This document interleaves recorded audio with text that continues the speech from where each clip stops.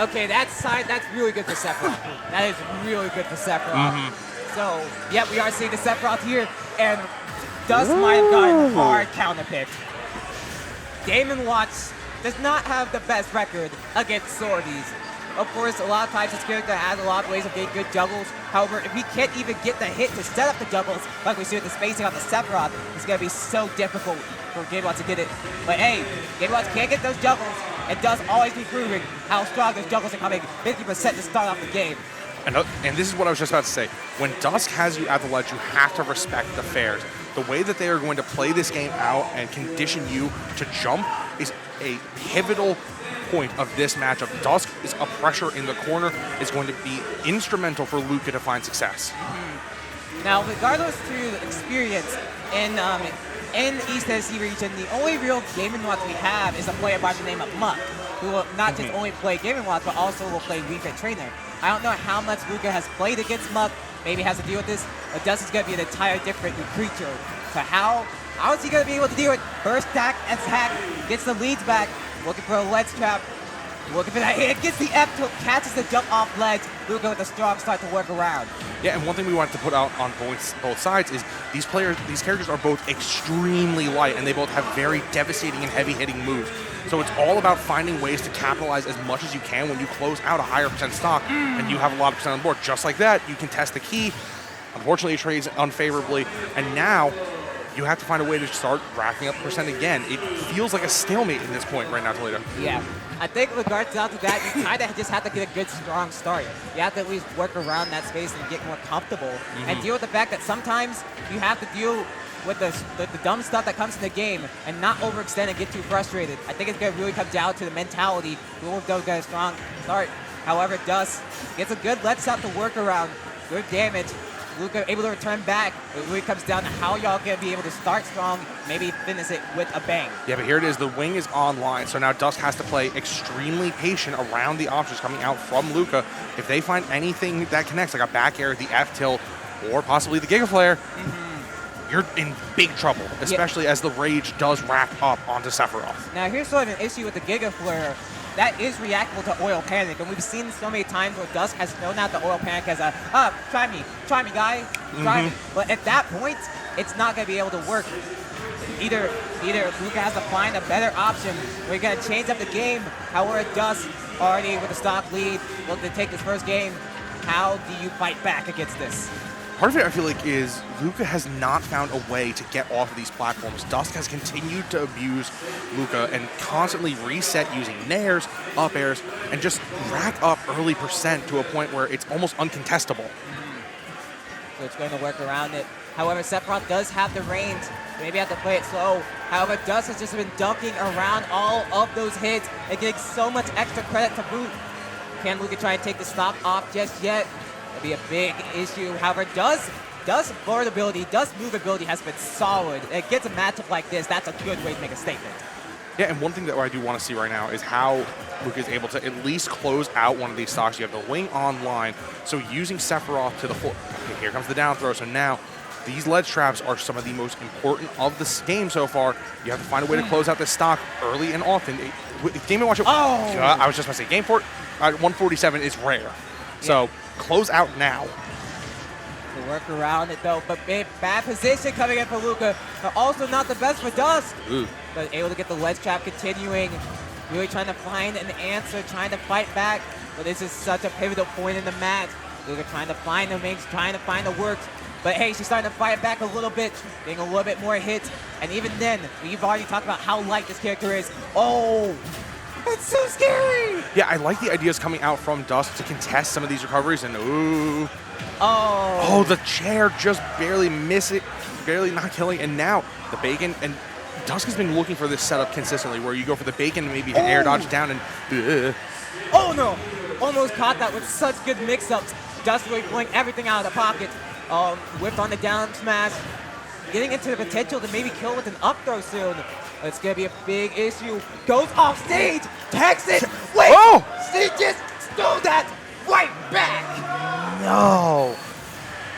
Yeah, Dusk knows that that was their game to go for it. The tech just barely not working in the favor of Dusk, and that was their game to win. They kind of just handed over the conditional win. Yeah, I call that lack of respect. Like thinking you can throw out these tools and they won't be able to punish it, and not thinking about himself. So Dusk throwing away that game and Luka being able to take it, you got to at least shake it off and say, okay, I was winning that game. That's fine. I gave it to you. And now I'm going to be taking it right back. So Dusk cannot be mentally shaken right here. We already talked before how much mentality matters in matchups like this. Yeah, I mean, mentality is huge in these scenarios. I think Dusk does respect their opponents, but what they may have missed in this scenario was just kind of like a skewed risk-reward in that scenario. But yeah. Luka just racking on this percent now, not even touched yet. But as I say that, of course, Dusk finds the grab and now starts going for the nair. We just gotta stop talking. We just gotta stop talking. It always just happens. Like, watch this. Dusk is gonna get hit with the forward air. Yeah. Get hit with the forward air. Please, please, stop missing. Look at this point, you see it happen. But all those takes all the work. Dusk may be able to at least bring it back with regards out to those hits. Woo. The wing is online, so now you have to be even more careful of these options coming out from the Sephiroth. One thing I do want to kind of point out that we kind of glossed over was Dusk is doing such a good job of exploiting the landings from Luka, and that is so pivotal to find success in these matchups. Yeah, I do find it a little bit interesting to stick with the Game & Watch here. You saw some of the issues with getting in, and maybe you gotta go with the Roy to maybe change the matchup. Like we said before, Game & Watch still doesn't do well against swords, but what's a sword to a hammer, because it's hammer time with the down smash. Yeah, Dusk closing out the stock, doing a good job, and now it's even, so if you can find a way to close out one of these stocks, maybe at, let's say, 100 or 95 as Dusk, it is possible with Sephiroth being as light as Peachtree. I think it's around some of those percents, but you have to be so careful when you are playing around this big sword. I mean, Luka is doing a great job of basically presenting options that just kind of stuff all these internal approaches. Yeah, so it's a big task, but hey, Dusk has a little bit of a solid lead to work with. Luka with the stage control, maybe try and make a little bit of a change. Dusk, again, going with those down airs, constantly losing the stage control. And sometimes you got to just stick with the Sep. You're able to get those hits and get bigger confirms. I think Dusk either has to start throwing a little bit different with the down airs, or maybe stick with the stage control that's been working like that. Yeah, I think one of the bigger things is just forcing some predictable ledge options where if you know Luka's going to jump off the ledge, you might be able to hold the shield, wait for the approach, and then That Dusk got super armor. Oh, she's fiending for that, yo. Looking for it all, looking for a proper thing. Look for a proper hit. Maybe, oh, it's not. Yeah, it's killing. That's killing at 79%. And now she has such a big lead to work with. Yeah, Luka now has a massive lead to work with. The wing is still online, but Dusk could very easily turn this around if with one good string or something to close out just like that, to close out the stock using the key. So now, play around Sephiroth's burst range. If you are Dusk, use that nair to kind of start some of those extensions and punish the landing. Juggle hard. Yep. Oh, but now that panic is fully loaded. Let's see how maybe Dusk can pull out a big thing or maybe a big hit. Now, I'm not sure how much it does with the damage with the those bombs, but definitely something you gotta watch out for. Dusk has a ledge trap. Luka able to escape it. Oh, big, huge, and that's gonna kill. Woo! That hit so hard. I did not expect that oil panic to hit that hard. AI flabbergasted. Look, I mean, Dusk does such a good job of consistently getting hard setups where they're able to push advantage and then continue and go through into situations where it feels like they're not contestable. But what I do want to say is that Dusk does have the Roy in the back pocket, so I don't know. We're staying with the Game & Watch. Totally fine. I understand that. But what I want to see is how they're able to kind of advance and push forward from here. So here we go. Dusk on the Sephiroth. I mean, on the Game & Watch. Oh, my goodness. No, not on the Sephiroth. That's Luke. Luke is on the Sephiroth. It's completely understandable. Commentary applies a lot of tongue twisters, but we have to see how we have to deal with this sort of things. Gonna go to Talented. Almost going to take the stock this early. The Talented is the pick of the play. Maybe gives a little bit Luka more means to set more bait in approaches and change up a little bit of the chains. Dusk, however, already has sort of that matchup down. We saw the strong game 1, the dominant game 2. However, is he going to close it out with the game 3 Game & Watch win? Or can Luka find the adaptation proper to maybe take this upset? And I think one thing that that Dusk has to do is continue these juggles that we were talking about, where Luka, if they can't recover or get back to the ground safely, you can end the stocks early. And that, just like that, sealing out the stock early with the back air, Dusk in a commanding position with 75% and looking for more. Yep, and the jungles continue to. Game & Watch can make a lead count so hard every step of the way. But now, looking for the forward smash. Now Luca's starting to get that desperation. Dusk gotta be gladly taking advantage of it every step of the way. And that Luka trying to find something. I like the idea of the up throw, forcing maybe Dusk to go for the dare, but the Giga Flare faking out again, and Dusk gets back to the stage almost scot-free now. You can't throw out that Giga Flare because Game & Watch will absorb it and maybe even get a big mouse oil panic off of it. So it's a big worrisome for Luka to get something here. Forward throw, maybe setting it for a Let's Trap, gets caught with the up B. Dusk has always, with the lead, been able to get so much extra credit, and Luka just kind of seems lost here.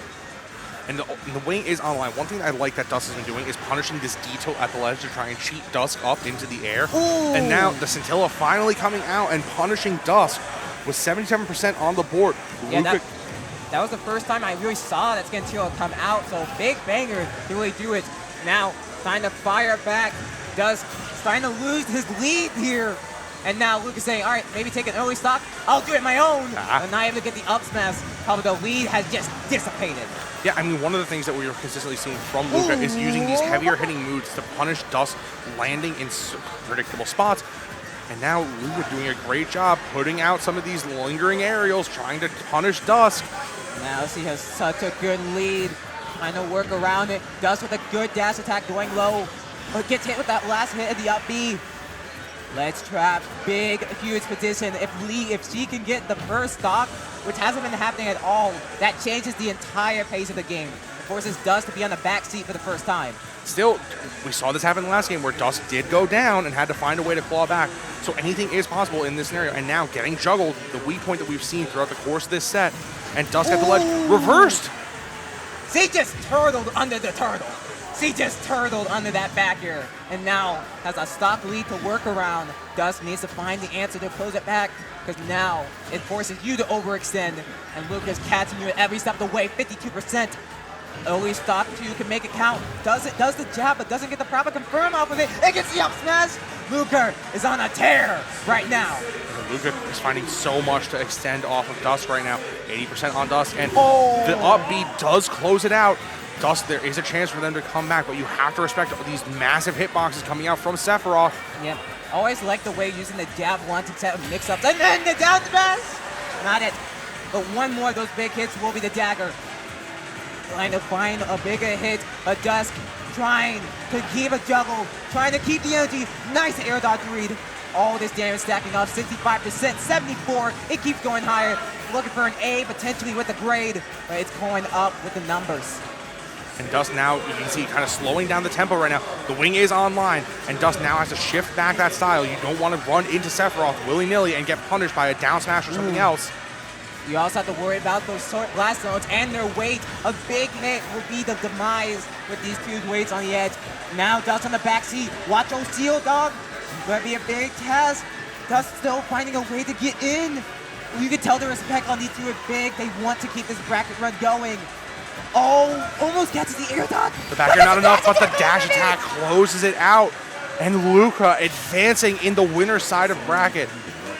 Insatiable play. Wow. Getting that first stock off of it and able to use the lead. Just trying to fire back in the matchup, but it was all too late. And Luka, representing East Tennessee, probably the best in that region, gonna be taking that set 2-1. Yeah, I mean, totally a great showing coming out from Luka. They did a phenomenal job of establishing tempo and finding ways to come back. I mean, it looked like Dusk was starting to roar back and find